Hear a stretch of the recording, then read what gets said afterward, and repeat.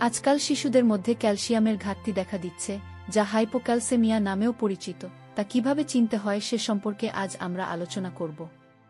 প্রথমে আসুন জেনে নেওয়া যাক হাইপোক্যালসেমিয়া কি। আমরা সকলেই জানি যে ক্যালসিয়াম আমাদের শরীরের জন্য খুবই গুরুত্বপূর্ণ। হাইপোক্যালসেমিয়া এমন একটি অবস্থা যেখানে শরীরে ক্যালসিয়ামের পরিমাণ খুব কম হয়ে যায়। ক্যালসিয়াম কেবল আমাদের হাড় এবং দাঁতকে শক্তিশালী করে না, বরং এটি আমাদের স্নায়ু, পেশি এবং হৃৎপিণ্ডকেও সঠিকভাবে কাজ করতে সাহায্য করে।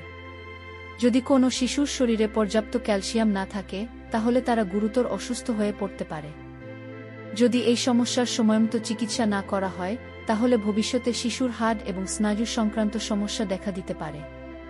এখন আসুন জেনে নেওয়া যাক কেন শিশুদের মধ্যে ক্যালসিয়ামের ঘাটতি হয়। একটি শিশুর ক্যালসিয়ামের মাত্রা কম থাকার বেশ কয়েকটি কারণ রয়েছে। ১. খাবারে ক্যালসিয়ামের অভাব।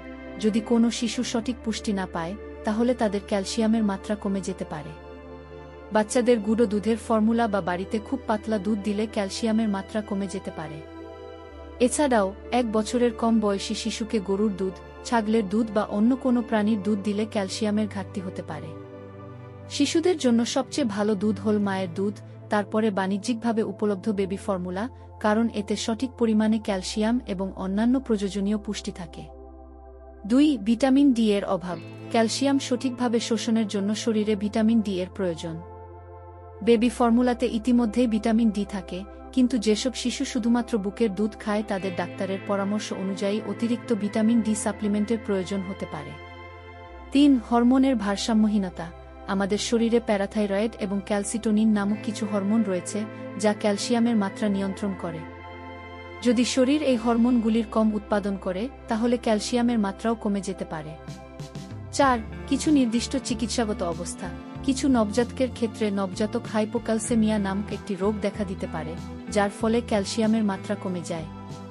অকাল জন্মগ্রহণকারী শিশু, কম ওজনের শিশু, অথবা যাদের মায়ের ডায়াবেটিস আছে তাদের হাইপোক্যালসেমিয়া হওয়ার ঝুঁকি বেশি থাকে।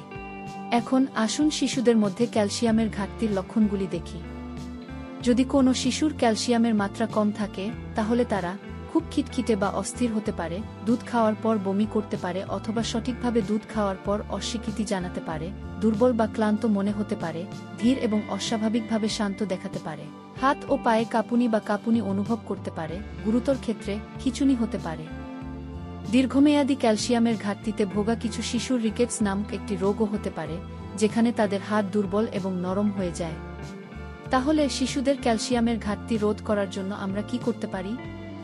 যদিও ক্যালসিয়ামের ঘাটতি সম্পূর্ণরূপে রোধ করা সবসময় সম্ভব নাও হতে পারে, আমরা কিছু গুরুত্বপূর্ণ পদক্ষেপ নিতে পারি। শিশুদের হয় মায়ের দুধ অথবা সঠিকভাবে প্রস্তুত শিশুর ফর্মুলা দিন। ১ বছরের কম বয়সী শিশুদের গরুর দুধ, ছাগলের দুধ বা অন্য কোনো প্রাণীর দুধ দেবেন না। যদি কোনো শিশুকে কেবল বুকের দুধ খাওয়ানো হয়, তাহলে ভিটামিন ডি সম্পূরক দেওয়ার বিষয়ে ডাক্তারের সাথে পরামর্শ করুন। যদি আপনার শিশু দুর্বল দেখায়, ঠিকমতো দুধ খায় না, অনেক কান্নাকাটি করে অথবা খিঁচুনি হয়, তাহলে দেরি করবেন না, তাৎক্ষণিকভাবে একজন ডাক্তারের সাথে পরামর্শ করুন। যদি আপনি এই ভিডিওটি সহায়ক বলে মনে করেন, তাহলে লাইক, শেয়ার এবং সাবস্ক্রাইব করতে ভুলবেন না।